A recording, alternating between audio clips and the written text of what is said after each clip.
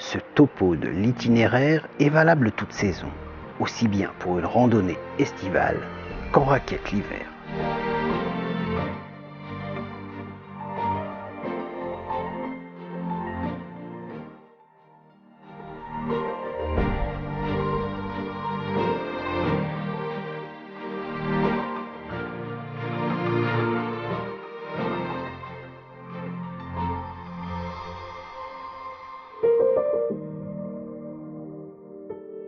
Le sentier serpente agréablement dans la forêt, puis il débouche dans une clairière et mène sur le versant est du Grand Roc.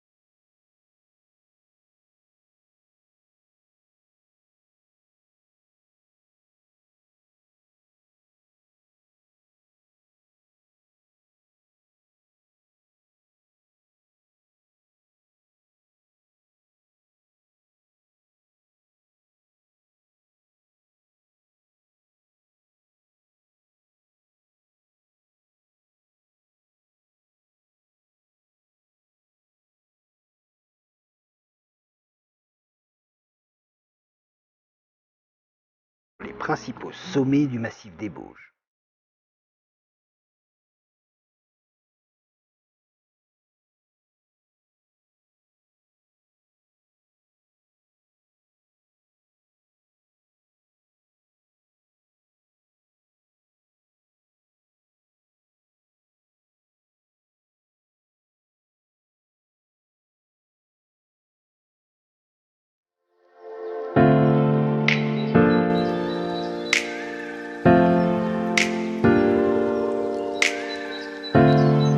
Je suis arrivé au chalet de la Buffard. C'est l'endroit idéal pour faire une petite pause et observer les nombreux sommets du massif des Bauges qui s'offrent à nous.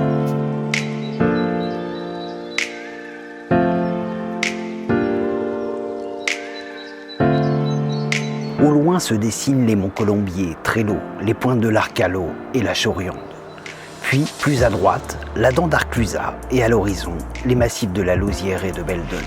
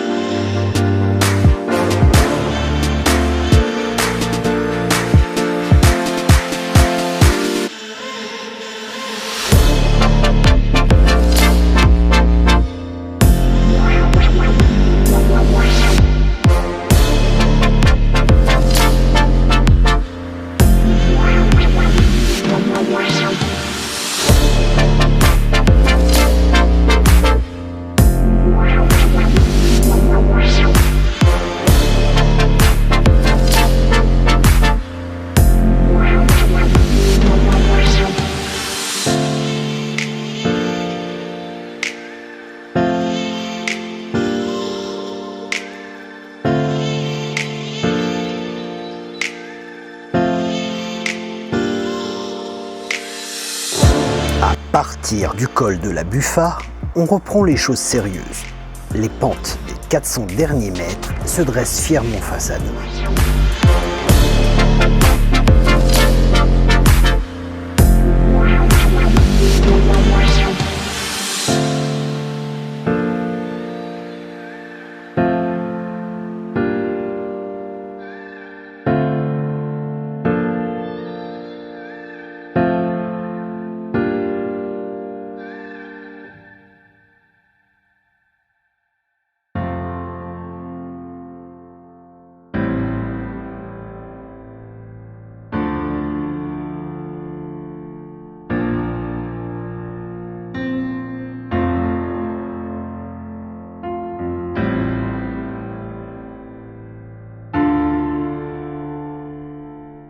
Sans aucune difficulté technique, il faudra quand même avaler les 700 mètres de dénivelé à effectuer dans des pentes bien raides.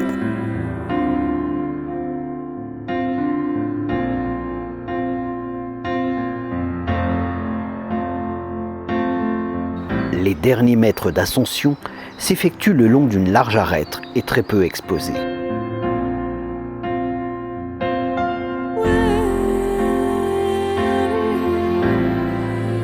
Dance away.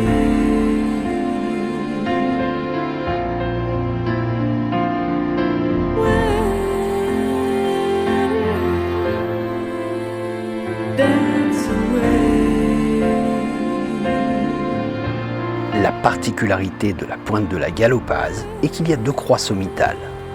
Mais il n'y a qu'un seul sommet, celui de 1681 mètres.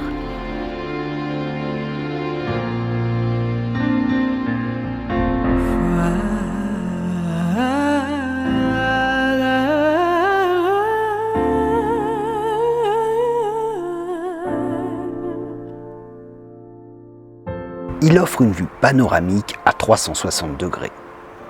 Au sud, le massif de la Chartreuse, le Grésivaudan et le Vercors. Au sud-est, la chaîne de Belledonne et les sommets de la Vanoise. À l'ouest, le Granier se détache au-dessus de Chambéry. Et vers le nord, la quasi-totalité du massif des Boches s'offre à nous.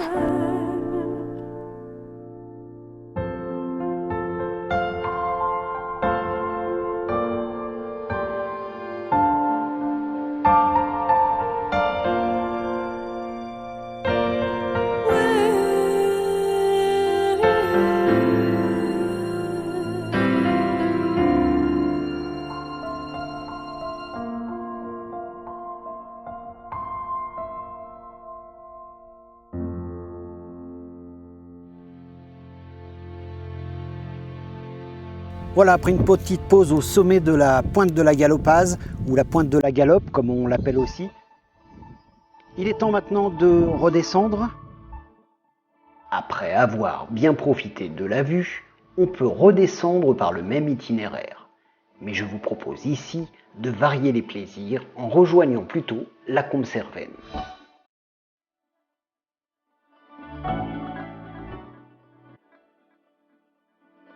Les premiers mètres de la descente sont assez sportifs, puis le sentier pénètre à nouveau dans une forêt et contourne maintenant la pointe de la Galopaz par son versant ouest.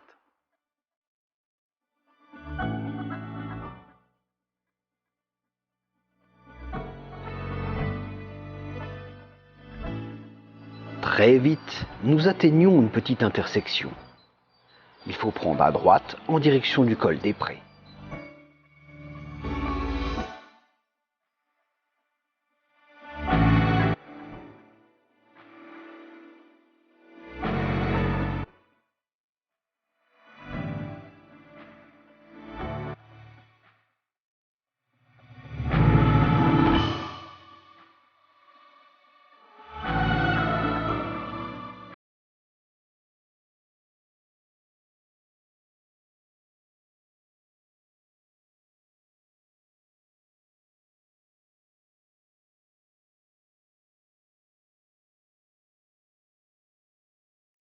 Et après 5 minutes à peine, le sentier débouche sur un large croisement.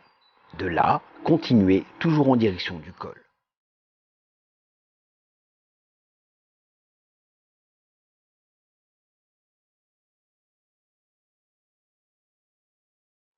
Rapidement, nous rejoignons le col.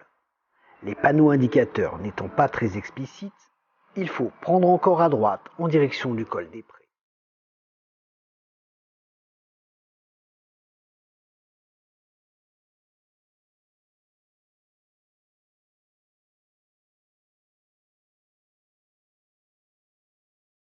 On arrive à la perpendiculaire d'un chemin qui part à gauche et à droite. Sans aucune indication, il faut être vigilant et prendre le chemin qui descend vers la gauche. Un peu plus loin, vous trouverez un panneau couché vous indiquant que vous êtes sur le bon chemin.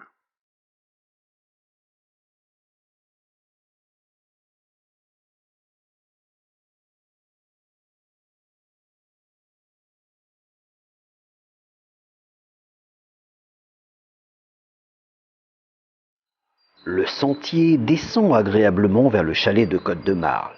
Peu après, on rejoint les chalets de la Grande Grange et pour finir, rejoint l'itinéraire de montée à proximité de notre point de départ.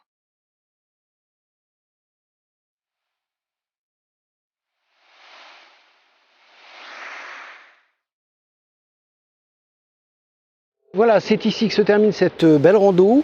J'espère vous avoir donné envie de parcourir ces beaux sentiers. Si c'est le cas, laissez-moi un petit commentaire. N'hésitez pas à vous abonner. Et puis on se dit comme d'habitude, à très vite.